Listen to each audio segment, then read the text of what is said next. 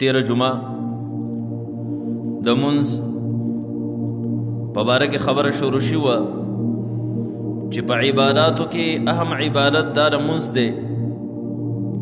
او بیا د هغې موازنه مونږ کړې وه د نور عباداتو سره چې روژه دا چې کوم دی عبادت د څه وجې نه ګرځي، حج د څه وجې نه عبادت ګرځي، زکات او جهاد د څه وجې نه عبادت ګرځي، او منځ چې کوم دی په دې باندې عبادت معنا په خپله مکمل او صادق راځي. ځکه موږ د عبادت معنا کړې وه تذلل د چا په مخ کې ځان حد درجې ذلیله کول، دې ته عبادت وایي. په دې اعتبار سره موږ ویلو چې منځ په تمامو عبادتونو کې اهم عبادت دی او د هغې دپاره بیا په دغه دعوا باندې موږ څه عقلي دلایل پیش کړي وو چې په تمامو عباداتو کې منځ دا اهم عبادت ولې دی. نن بعضې خبرې هم په دغه باره کې چې منځ په تمامو عباداتو کې اهم عبادت دی وجه سره د دې راز سره په دې وجه باندې څنګه چې موږ ویلو چې د تمامو مخلوقاتو منځ چې دی منځ هر یو څیز کوي. الله فرمایل قد علم الصلاة وتسبيحها كل قد علم الصلاة وتسبيحها، هر یو خپل منځ او خپل تسبیح پیژندلې ده. موږ ویلو چې د بعضې اشیاو منځ دا محض قیام دی او د بعضې اشیاو منځ چې دی نه دا رکو ده او د بعضو منځ چې دی نو دا سجده ده. د چا منځ اتحیات دي، تشهد دي، او د چا منځ چې کوم دی نو محض تسبیح ده،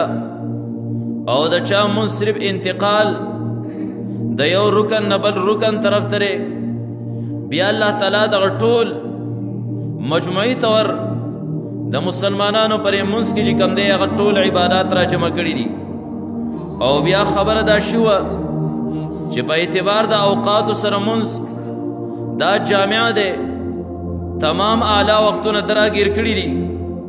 او همدغه شانتې اوس منځ اعلی د دې وجې نه دی چې منځ د مسلمان د تمامو عباداتو یو جامع دی. مسلمان چې څومره هم عبادتونه کوي دا ټول عبادتونه الله تعالی په دغه یو منځ کې دننه ودیات کړي او یښودي دي. مسلمان کده روزه نسی، کده زکات ورکوي، کده حج کوي، دغه شان کده هجرت کوي او کده جهاد کوي، دا ټول نیک اعمال او دا ټول عبادات الله تعالی صرف په منځ کې دننه یښودي دي. د دې نه اندازه ولګېده چې منځ دا یو جامع عبادت دی او په ټولو عبادتونو کې اعلی عبادت دی. د ټولو نه اول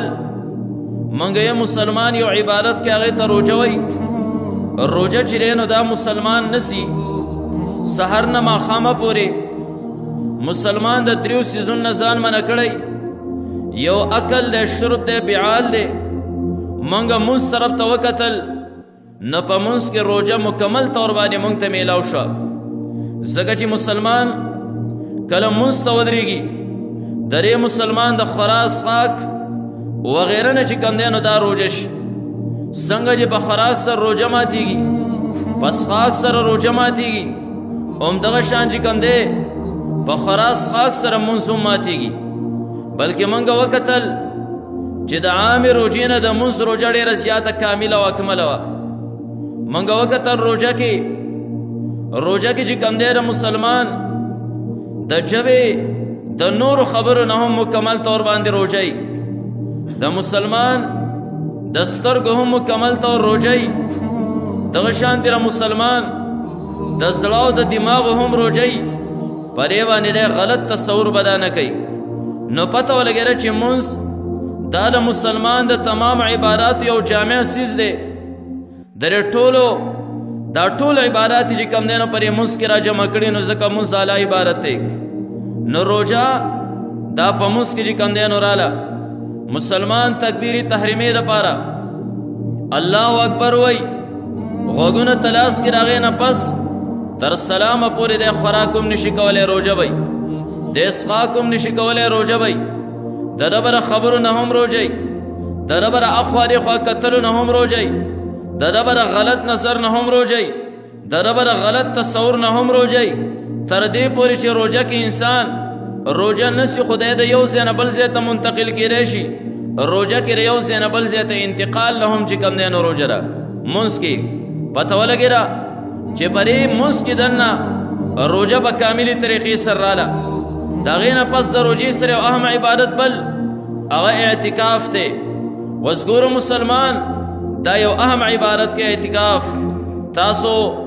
بیا د اعتکاف فضیل اورېدلی دي چې یو ورځ اعتکاف دری په بدله کې الله تعالی انسان سو خندق ر جهنم نه لري کوي فضیل روزه کې بیانېږي بیا موږ اعتکاف لرالو چې دا د مسلمان دپاره اهم عبادت دی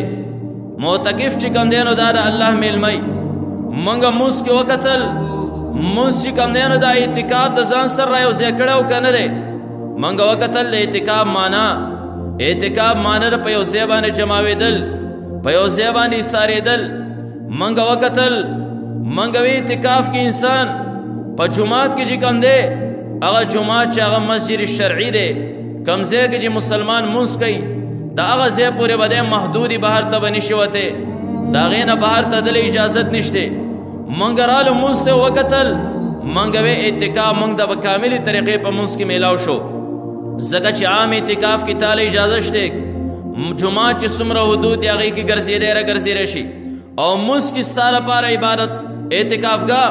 دا ستا د 2 قدمونه هغه ځای دی د دې 2 قدمونه تر سلامه پورې تا خوارې خوا نشي تللی راتلی پته ولګي را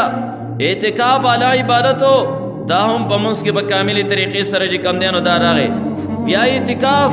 د مونځ دومره کامل اعتکاف چې عام اعتکاف کې تا ته د ضرورت دپاره بهر ته وتل دا شته مونځ کې چې کوم دی نو یو قدم وړاندې وروسته کېدل تا ته اجازت نشي موږ وی د عام اعتکاف نه د مونځ اعتکاف خو ډېر زیات اعلی راغی په دې وجه باندې د تمام عباداتو جامع دی دا مونځ ځکه الله تعالی لوی فضیلت مونځ ته ورکړی دی او په ټولو کې اعلی عبادت چې کوم دی نو دا مونځ دی دریم درجه کې موږ وکتل د مسلمان یو بل اهم عبادت ته چې هغه حج دی موږ حج طرف ته متوجه شو موږ وکتل چې مسلمان خو حج کوي بیا موږ د مونځ طرف ته متوجه شو موږ وی حج چې کوم دی حج دا خو په مونځ کې هم په کاملې طریقې سره موږ ته میلاو شو ځکه حج نه چې کوم دی نو مقصد سره صرف چکر لګول دا د کمال کار نه دی هلته کې هغه ځای ته تلل دا هم د کمال کار نه دی هلته منډې وهل دا د کمال کار نه دی حج چې عبادت دی صرف د حرمینو چې کوم دی نو تعظیم خانه کعبې عظمت په دې وجه چې کوم دی نو حج عبادت وګرځېده موږ وکتل موږ وی حج اعلی عبادت دی ذکر بیت الله شریف تعظیم دی پرې کې هلته کې مقدس مقاماتو تعظیم دی په هغې کې د حرم شریف تعظیم دی په هغې کې په دې وجه باندې چې کوم دی نو حج دا حج دی دا عبادت دی موږ مونځ طرف ته متوجه شو چېرې په مونځ کې موږ ته هغه مقصد چې کوم دی نو حاصلېږي که نه کم چې د حج مقصد دی د حرمینو او د هغې محترم ځای خانه کعبې د الله د کور تعظیم هغه موږ ته په دې مونځ کې په نظر باندې راځي که نه راځي موږ وکتو شریعت په موږ باندې پابندي ولګوله چې ستا مونځ به صرف بیت الله شریف ته کېږي بل طرف ته به نه کېږي زمونږ د مونځ د صحت لپاره شریعت چې کوم دی هغه خانه کعبې طرف ته مخ کول دا وګرځول چې ستا د مونځ دپاره شرط چې کوم دی د ټولو ناول ده چې ته به قبل روخې قبلې طرف ته که ستا مخنی نو ستا مونځ نه دی شوی قصدن عمدن دی بل طرف ته مونځ وکړو ستا مونځ نه دی شوی موږ وی تعظیم د خانه کعبې خو په مونځ کې به طریق اکمل چې کوم دی نو موږ ته میلاو شو د حج چې کوم مقصد و هغه دلته کې موږ ته چې کوم دی نو په نظر باندې راغی دغه شان دی چې کوم دی موږ وکتل موږ مونځ طرف ته متوجه شو بیا حج طرف ته متوجه شو موږ وکتل طواف کې چې کوم دی خلق په خانه کعبې باندې نظر ولګئ نه بیا به چې کوم دی نو استلام کې لاسونه به پورته کې رفع الیدین به کې لاسونه به پورته کې موږ مونځ طرف ته رالو کله چې په مونځ باندې تا شروع کوله تکبیر تحریمه سره تا لاسونه چې کوم دی نو پورته کړه موږ وی کم اشیا هغه چې هلته میلاوېدل هغه دلته موږ ته میلاو شول پته ولګي را چې مونځ یو کامل عبادت دی مونځ یو اکمل عبادت دی په تمام عبادتونو کې اعلی دی موږ اعتکاف موږ دا عبادت دی هغه مونځ کې په نظر باندې راغی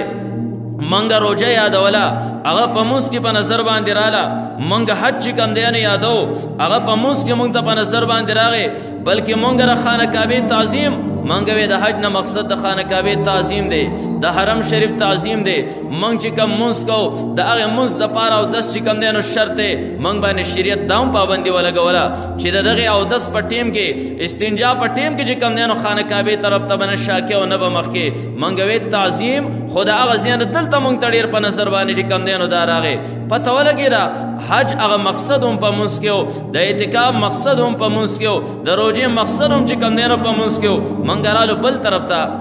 چې مسلمان د زکات هم ورکوي مسلمان زکات هم ورکوي نو آیا پر موس کې زکات چې کوم دی نو شته او که نشته منګوي د زکات مقصد اول معلوم که چې د زکات مقصد سره دا غینه پس بیا راشه چې موس کې هغه مقصد حاصلېږي او که نه حاصلېږي منګه رالو د زکات مقصد ته چې د زکات نه مقصد چې کوم دی نو تزکیه د نفس ته خپل نفس صفا کول بل مقصد د زکات نه داري چې انسان د دنیا محبت د خپل سره نه چې کوم دی نو باسي د الله سره تعلق چې کوم دی نو دا مضبوط کی زکات درې سره د انسان د سره نه دنیا محبت لرکی په دې طریقې سره یو سړی رستا سره مزدوري وکي دیاړي ورکی ته پیسې ورکی یو سړی ر پتا باندې قرض دی ته پیسې ورکی یو دکاندار تعالی سودا درکې ته پیسې ورکی و زکات چې کوم دی هغه نستا سره چا کار کړی او نه تعالی سودا در کړی را او نه بل پیدا در رسول را دا ماس چې کوم دی را الله په نوم باندې ته زکات راواله غریب له ورکی د دې سره د انسان د دنیا محبت چې کوم دی نه لرشي د مال محبت د انسان نه لرشي او کله چې د دنیا محبت د انسان د زړه نه لرشي د الله محبت خود به خود پیدا شي مونږه مقصد خدا دی مقصد خدا دی وسګورو چې مونږ کې مونږ ته مقصد حاصلېږي او کنه حاصلېږي مونږ کې د زکات مقصد مونږ وکړو مونږه بالکل دا تزکیه د نفس چې زکات مقصد هغه په مونږ کې په طریقې اکمل په نظر باندې رالاک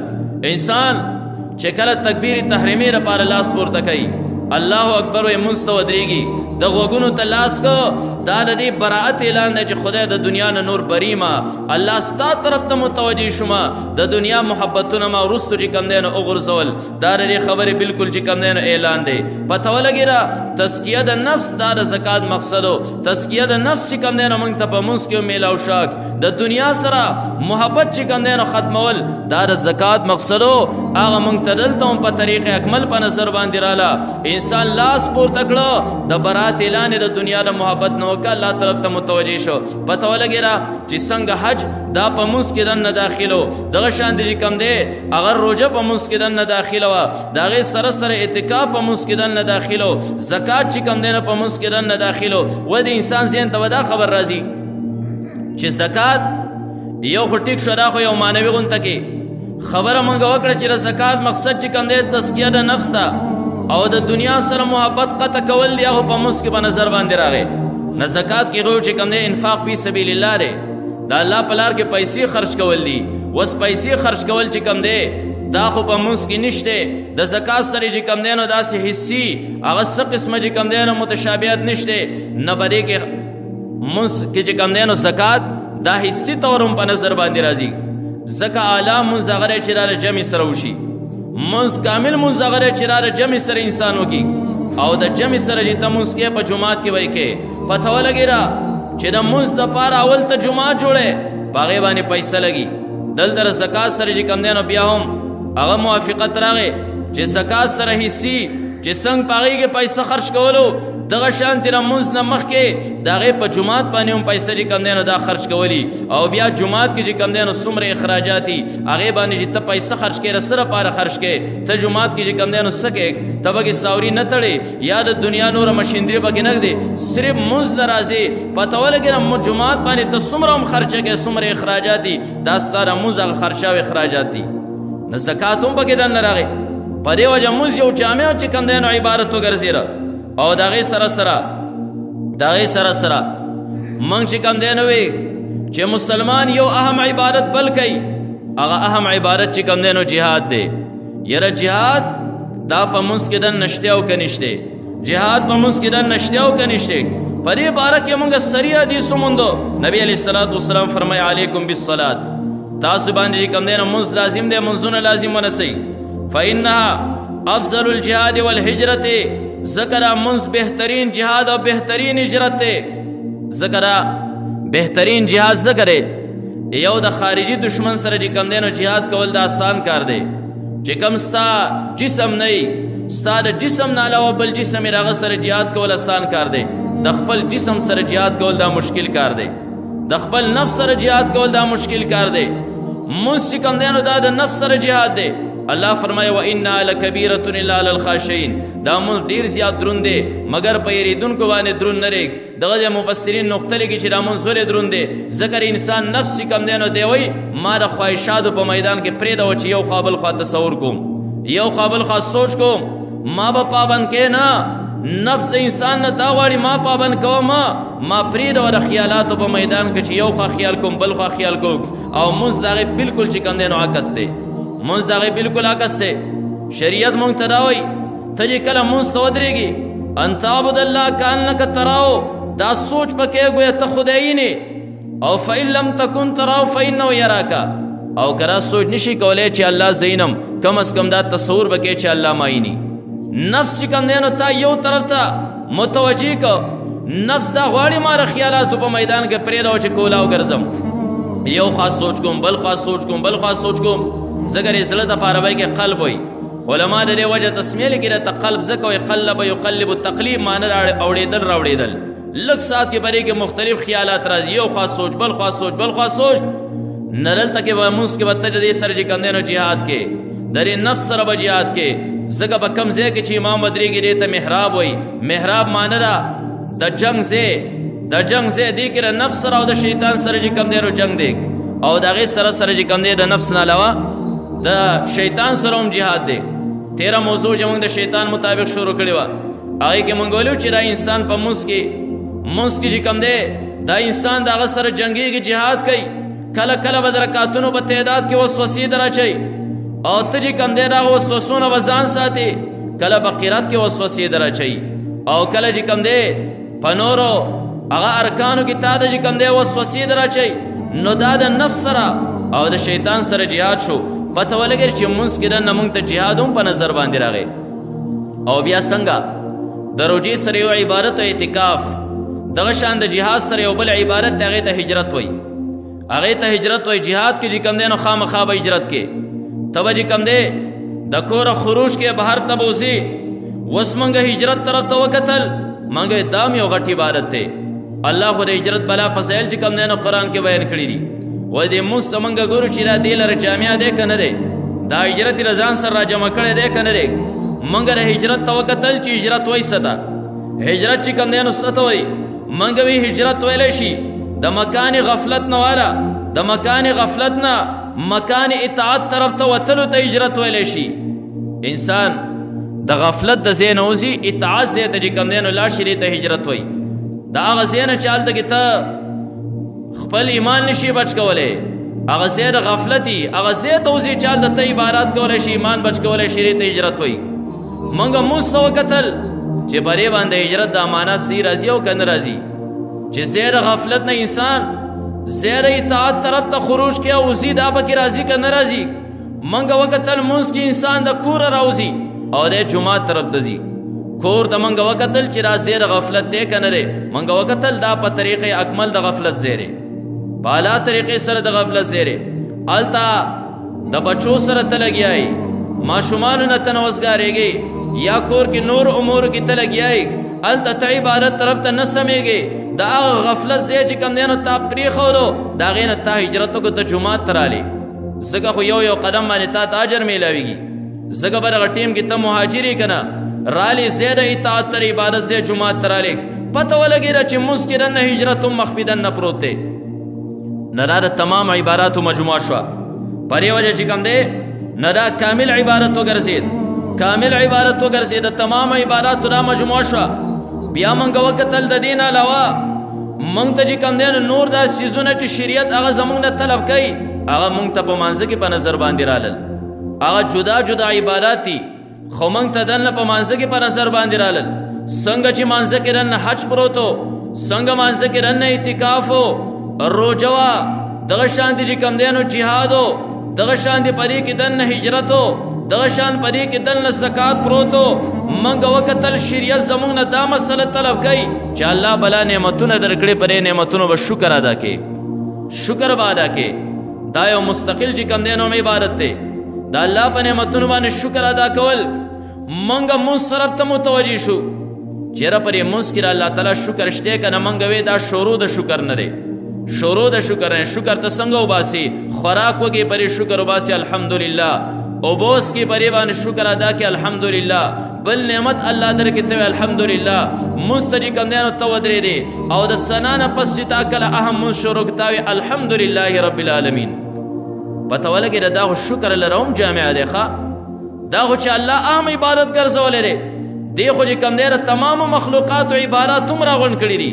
او تمام ټیمونه هم راغون کړی دي دی خو مسلمان تمام عبادت چې کم دینو راجمع کړی دي منگ تا خود موز دومره پتا نو چلا دومره هم عبارت تیک دیکھو ارسر راغون کری سمروم اغا محسن دی سمروم نیکیانی دی موز را جمع کری دی پتا ولگی را چلا موز افترار را شکر نکی او دا غینا پس منگ وقتل قرآن کے اللہ زمانہ بار بار چی کم دے نو صبر غاڑی اللہ پس صبر باندے دا مسلمان سر چی کم دے اغا دا اناماتو لوزونک ان اللہ مع الصابرین اللہ را صبر کون کو سر دے منگا وقتل چې منس کی گوره دا صبر شته که نشته منگا وقتل آو منس کی جی کم دینو پا کاملی طریقی سر صبر دے کاملی طریقی سر صبر دے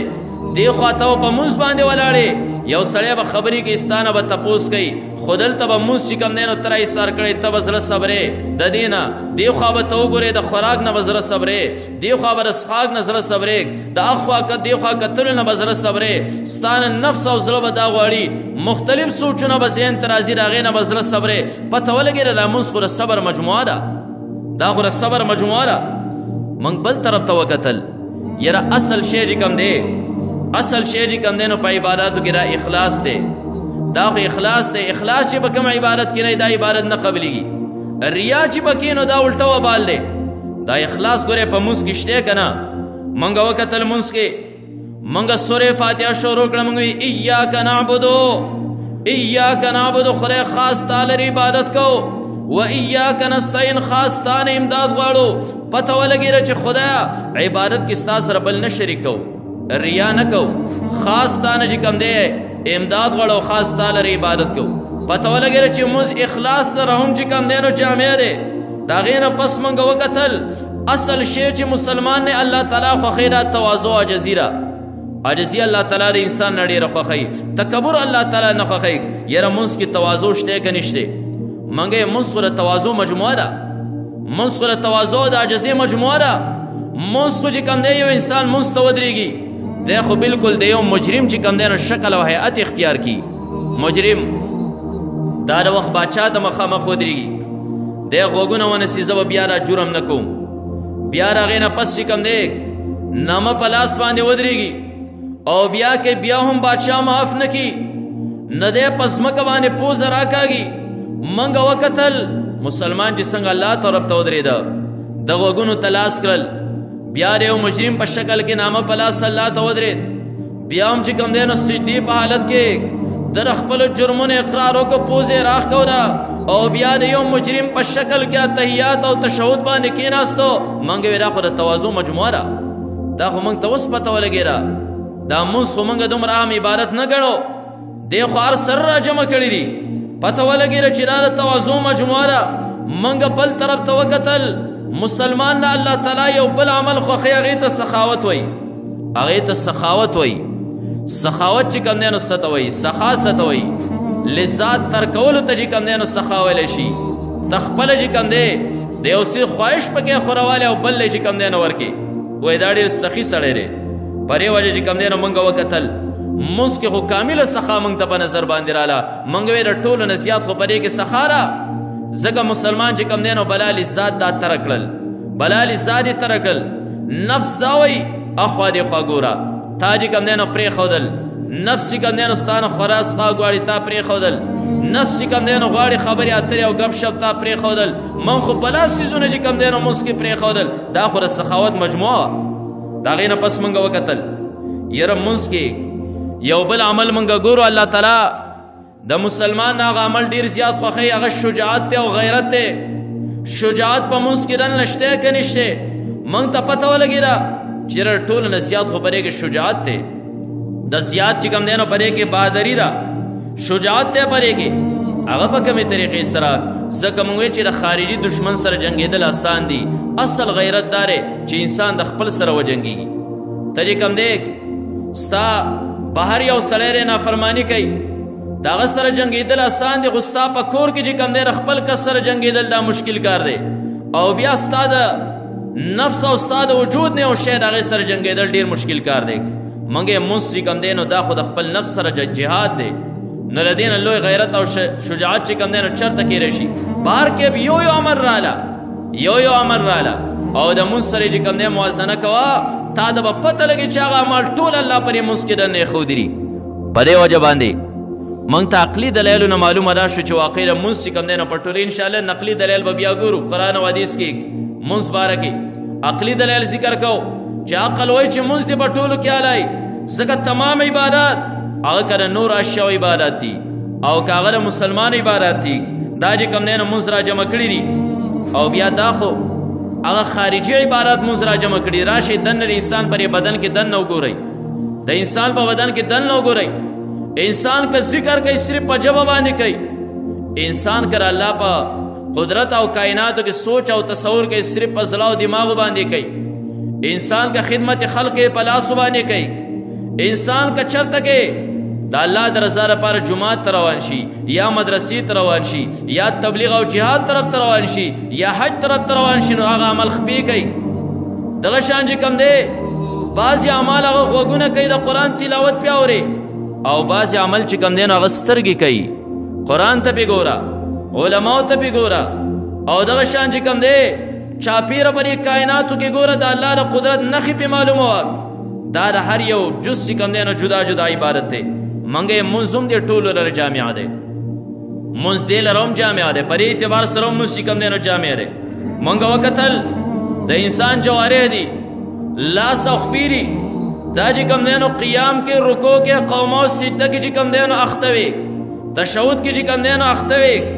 موږ یې په مونځ کې دام لګیا دي، د الله عبادت کوي. د هغې سره سره موږ ژبې طرف ته وکتل، دا د الله په ذکر باندې چې کوم دی نو اخته وه. موږ د انسان شونډو طرف ته وکتل، دا چې کوم دی نو په ذکر باندې چې کوم دی نو اخته وي. موږ د تشهد ګوتې طرف ته وکتل، قاعده کې چې کوم دی نو دا د تشهد په اشارې سره د الله د وحدانیت اشارې چې کوم دی نو دې کولې، دا هم په عبادت باندې اخته وه. موږ د انسان حواس خمسو ته وکتل، دا د الله د تصور کې چې کوم دی نو عبادت کې اخته و. په مونځ کې موږ وکتل د انسان روح ته، د انسان روح چې کوم دی نو د الله په معرفت باندې اخته و، دغه عبادت کې چې کوم دی نو دا مشغول و. موږ د انسان زړه ته وکتل، زړه چې کوم دی نو په خشوع باندې اخته و، دی په هغه عبادت کې مشغول و. موږ د انسان دماغو ته مونځ کې وکتل، دا د الله په تفکر باندې چې کوم دی نو اخته و، دا هم عبادت و.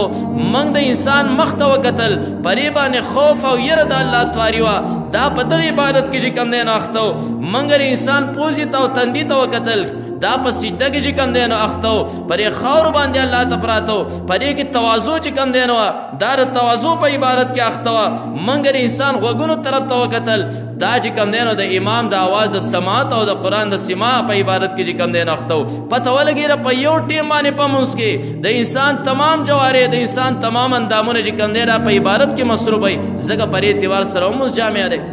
په دې اعتبار سره مونځ چې کوم دی نو جامع وګرځېد. بهر کیف موږ یو دعوه کړې وه چې د الله په تمام عبادتونو کې اهم عبادت چې کوم دی دا مونځ دی. په کوم اعتبار سره چې کوم دی نو ګورې عقل وایي دا کامل عبادت دی، کم طرف ته ګورې عقل وایي دا کامل عبادت دی. موږ یو بل طرف ته وکتل، موږ وی مونځ دا په یو ټیم باندې انسان ته تمام خوبیانې راولي، دی لره هم جامع دی. په یو ټیم باندې تمام خوبیانې راولي، دی لره هم جامع دی. او بل طرف ته انسان نه تمام چې کوم دی هغه فسادات فاسد خویونه په یو ټیم باندې بهر کوي، دی لره هم مونځ جامع دی. موږ وکتل چې دا څنګه په دې اعتبار سره مونځ څنګه جامع دی. موږ وکتل مونځ یو انسان کوي، انسان چې مونځ کوي د په زړه کې عاجزي پیدا کېږي، ځکه چې د عبادت معنی ده تذلل او ځان ذلیله کول. او موږ ویل چې بیا په مونځ باندې دغه معنا ډېره فټ راځي، ډېره فټ پې راځي، ځکه انسان الله ته ولاړې لاس په نامه باندې، غوږونو ته لاس پورته کی، رکوع ته ښکته شي، سجده مقدس ځایونه چې راپوځو او تندی را په خاوره باندې کیږي، او بیا د یو مجرم په شکل کې اتحیاتو کې کینی او په ژبه سره د الله عظمت او لوی چې کوم دی نو بیانوي، رب زه هېڅ نه یم، رب ته چې کوم دی نو اعلی ساتي. نه په دې طریقې سره د انسان زړه ته چې کوم دی نو عاجزي ورکوزه شي، او کله چې عاجزي د انسان زړه ته ورکوزه شوه، بس د انسان ته تمام محاسن چې کوم دی نو رالل، تمام خوبیانې رالي. کله چې یو انسان ځان عاجزه ګڼي، بل مسلمان ته په اعلی نظر سره ګوري، او کله چې یو مسلمان ته په اعلی نظر سره ګوري، بیا چې کوم دی نه داغه په باره کې ستا په زړه کې حسد نه پیدا کیږي، بغض نه پیدا کیږي، کینه چې کوم دی نو نه پیدا کیږي، داغه حق تلفي چې کوم دی نو دا ته نه کې. دا ټول محاسن تا ته د دې وجې نه رالل چې ستا په زړه کې عاجزي او عاجزي مونځ پیدا کړې وه. او کله چې انسان مونځ ترک کي، منګه په یو ټیم باندې تمام خرابیان چې کوم دی نو انسان طرف ته ور داخلي شي، ځکه مونځ چې یو سړی ترک کي نو د زړه کې تکبر پیدا شي، عاجزي خو نه. او کله چې انسان زړه ته تکبر راغی، تکبر چې راغی د ځان اعلی ښکاري، بل ورته ادنا ښکاري، خو چې کله دی په یو انسان باندې پوه شي دی په دې کار کې زمانه اعلی کېږي، نو دی د هغه په خلاف باندې هر قسمه بیا حربې استعمالوي، د هغه په خلاف باندې ستا ژبه په غیبت باندې چې کوم دی نو اخته شي. غیبت یو ستا مشغول چې کوم دی یو ښکلې مشغله وګرځي، یو ښکلی خوراک وګرځي، ته به ګورې چې دی خو زمانه اعلی کېږي، دلته ستا زړه کې تکبر دی، هغه د ځان نه لاندې کې مجلسونو کې هغه بد بیانوي، غیبت چې کوم دی نو پرې کې اخته شوي، د هغې سره سره ستا په زړه کې حسد راغی، ځکه تکبر دی، حسد راغی، دی زمانه ولې اعلی کېږي، زه خو د ده نه اعلی یم، دلته ډوب شي، تباه شي، بغض چې کوم دی نو زړه کې راغی، په دې طریقې سره تباه شي، او خلکو ته به د ده په خلاف چغلي هم کوي، په دغې طریقې سره هم غرق شوي، چغلي به کوي چې خلک ده ته نقصان ورسوي، او د ده په باره کې به دروغ وي، دلته هم تباه شي او غرق شوي، دره چې کوم دی نو ښکته کولو دپاره او د ځان د اعلی کولو دپاره به الزامات لګې، دغه ځای دې هم ځان چې کوم دی نو دا ډوب کو، تر دې پورې چې کوم دی نو اراده او عزمي چې بس څه طریقې سره دی زه ختم کړم. دا ولې؟ دا ځکه چې تا مونځ پرېښودو تکبر سره کې چې کوم دی نو راغی، او کله چې تا مونځ کو عاجزي راله، چې عاجزي راله اوس بل د ځانه اعلی ګڼې، ځان ادنا ګڼې، نه بغض شته، نه حسد شته، نه بل تره قتل اراده شته، نه د بل چې کوم دی نو حق تلفي راله، نه چغلي راله، نه غیبت راغی، نه د هغه په خلاف باندې چې کوم دی نو نور عزایم رالل، د دې ټول نه چې کوم دی نو پاک شي. په دې طریقې سره مونځ چې کوم دی نو اهم دی. او بیا خبره ختمو، یو بلې طریقې سره نبی علیه الصلاۃ والسلام د مونځ اهمیت طرف ته چې کوم دی یو باریکه اشاره کړې وه، یو باریکه اشاره. نبی علیه الصلاۃ والسلام اخرنی وخت دی حضرت ابوبکر صدیق رضی الله تعالی عنہ چې کوم دی موجود دی، نبی علیه الصلاۃ والسلام مونځ ته نشي تللی، رسول الله مبارک 100 پیری او 10 کو بھی او شکیره و جماعت ته نشي تللی، اخرنی وخت دی. نبی علیہ الصلوۃ والسلام او فرمایل وی مرو ابا بکر فلیصلی بالناس، ابو بکر ته وایه حکم ورته وکړي چې خلکو لا نور جمع چې کم دی نو کوي، زما مصلی دی ابو بکر سنبال کې نورا نه. دلته کې نبی علیہ الصلوۃ والسلام باریک اشاره وکړه، اشاره دې طرف ته وکړه چې یو بل اعتبار سره مونځ یو جامع شی دی، دا مونځ یو اصل شی او ټول دین د دې نه چې کم دی نو غیر چاپېره دی، دا ټول دین د دې نه غیر چاپېره اصل نقطه پکې دا مونځ دی. ځکه نبی علیہ الصلوۃ والسلام چې کوم دی نو مونځ طرف ته اشاره وکړه، او د دې نه اشاره دې طرف ته وکړه چې د تر مونځ حکم وکړي چې زما په ځای باندې مونځ کوي. دا د مونځ خبره یې ځکه وکړه، د دې مونځ نه مراد دا حضرت ابوبکر صدیق رضی الله تعالی عنہ خلافت طرف ته اشاره وه چې دی به پر ټولو کارونو کې ستاسو خلیفه، پر ټولو کارونو کې به خلیفه، چونکې را ټول کارونه چې کوم دی دا مونځ نه غیر چاپېره دي، اصل شی به کې مونځ دی. ځکه نبی علیہ الصلوۃ والسلام ورته مونځ حکم وکړ. او بیا وشو هم دغه شان حضرت علی رضی الله تعالی عنہ چې د نبی علیہ الصلوۃ والسلام نه پس د حضرت ابوبکر صدیق په لاس باندې بیعت کو، کله چې بیعت کو نو حضرت علی رضی الله تعالی عنہ فرمایل عجیبه خبره وکړه. د بیعت په ټیم کې علی صاحب فرمایل وی نبی علیہ الصلوۃ والسلام د امام الصلاۃ جوړ کړو، د مونځ د پاره امام جوړ کړو، او مونږ له څه رکاوټ او څه مانع دی چې مونږ د دنیا په کارونو کې خپل امام چې کوم دی نو دا جوړ نه کړو. دلته نبی علیہ الصلوۃ والسلام د مونځ یو جامع کېدو طرف ته بل اشاره وکړه چې دا په اعتبار سره هم جامع دی چې اصل شی دا دی او نور ټول دین د دې نه غیر چاپېره دی. په دې وجه به عمر رضی الله تعالی عنہ چې کوم دی خپل دورې خلافت کې اعلان وکړ، وی خلکو اورئ ان اهم امورکم عندي الصلاۃ، زما په نسبت ستاسو په کارونو کې ټولو نه اعلی مونځ دی. فمن ضيعها فهو لما سواها ازیو. کم یو انسان چې را مونځ ضایع کنه د مونځ نه علاوه نور کارونه به دی په طریق اولا ضایع کوي. دلته کې عمر رضی الله تعالی عنہ پرې خبرې سره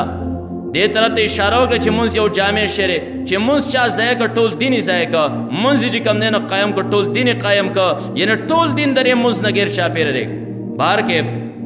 دا